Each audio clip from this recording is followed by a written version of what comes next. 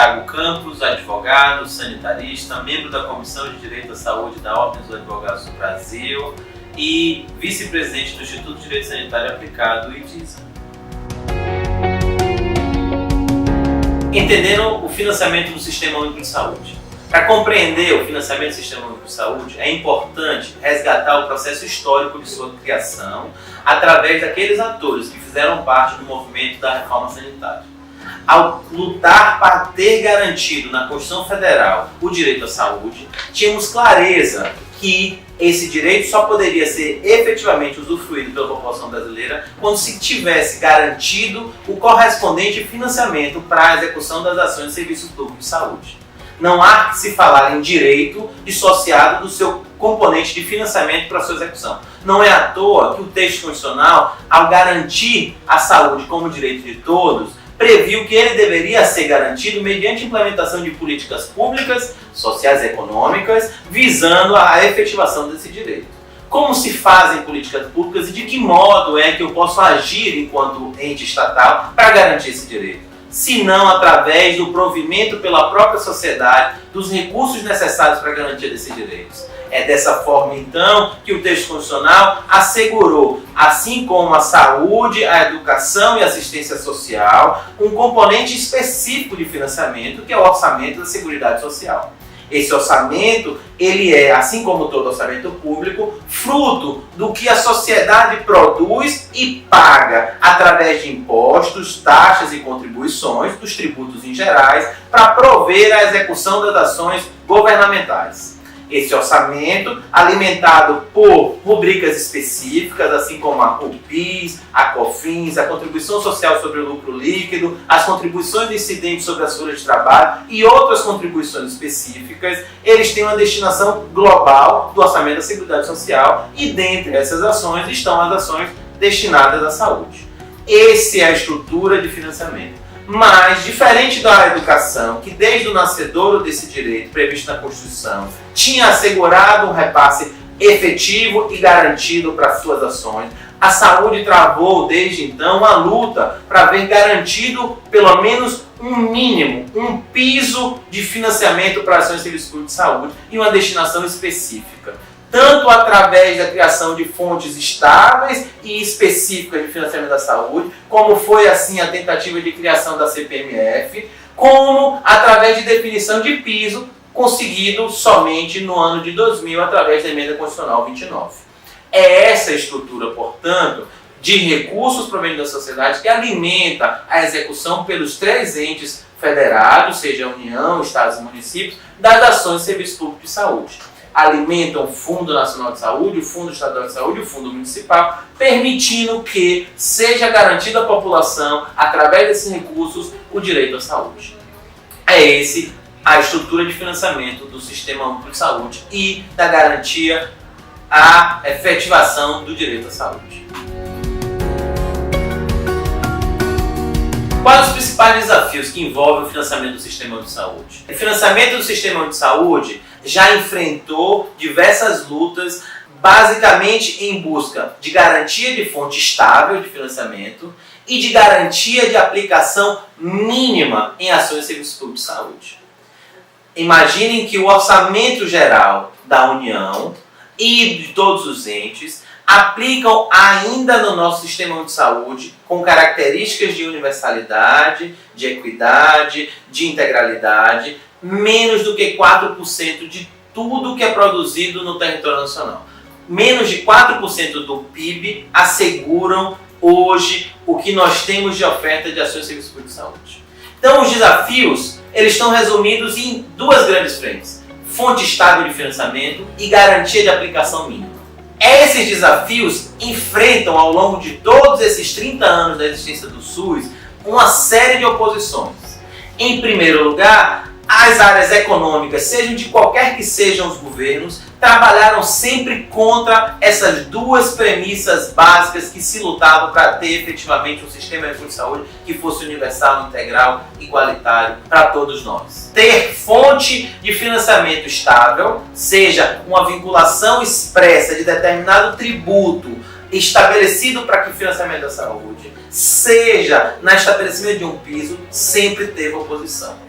Hoje, ao invés de lutarmos contra o subfinanciamento, estamos vendo o Sistema Único de Saúde lutar contra o desfinanciamento. Desde a edição da Emenda Constitucional 86, em 2015, fixando subtetos menores do que o piso de 15% da receita corrente líquida para aplicações de ações de serviços públicos de saúde, o Sistema Único de Saúde vive um desfinanciamento. A culminar com a Emenda Constitucional 95, em 2016, que estagnou, que congelou os orçamentos das ações de serviços públicos de saúde, tendo causado ao longo desses 2 anos da sua vigência uma perda de 9,7 bilhões de reais para o SUS. Seja com a anunciada proposta de desvinculação total dos orçamentos da União e que pode tender a uma desvinculação total dos orçamentos das 3 esferas de governo, a saúde corre risco de não mais ser um sistema subfinanciado, mas passar a viver o que vem vivendo nos últimos 2 anos, um desfinanciamento dessas ações. Nós temos de perda real, 9,7 bilhões, que podem chegar, se mantida a vigência da emenda constitucional, aquela que congela os gastos em ações e serviços públicos de saúde, além das outras áreas sociais, de quase 30 bilhões de reais ao longo desse período de 30 anos. Isso é o que nós precisamos estar cientes de que são nossos desafios. Lutar contra a não fixação de fonte estável de financiamento e lutar contra esse processo de desfinanciamento do Sistema Único de Saúde. Nós temos que nos postar, todos da sociedade civil, daqueles que se importam, que compreendem a saúde, não só como uma obrigação do Estado, mas como um real direito de cidadania, lutarmos contra esse processo de desfinanciamento do Sistema Único de Saúde. Esses são os ataques que hoje estão postos à nossa porta, a vigência ainda da Emenda Constitucional 95 e a proposta que está aí posta pelo atual Ministro da Economia de desvinculação total do orçamento da saúde. Esses são os principais desafios que eu entendo que nós precisamos juntos lutar.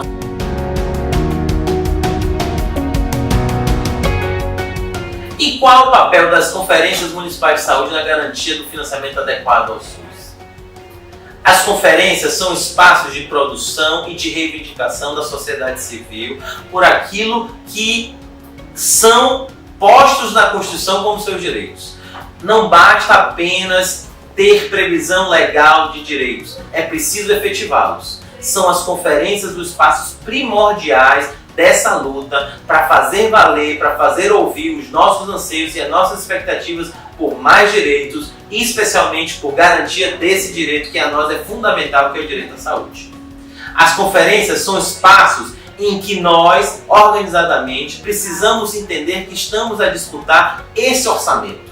Não só a disputar ações específicas e pontuais de grupos temáticos, mas a disputar o real interesse de ter uma política pública de saúde que garanta a todos, indistintamente, e de acordo com as suas necessidades, o atendimento às suas demandas de saúde. Que a gente possa, nessas conferências, criar debates que sejam construtivos de formas de atuação para garantirmos efetivamente a nossa parcela para essa população brasileira de um recurso que seja suficiente para fazer valer esse direito. Então, as conferências são espaços importantíssimos. São nelas, inclusive, que temos a oportunidade de participar, de nos fazer ouvir, de ouvir e de contribuir na construção daquilo que nós acreditamos que seja o ideal para essa sociedade brasileira.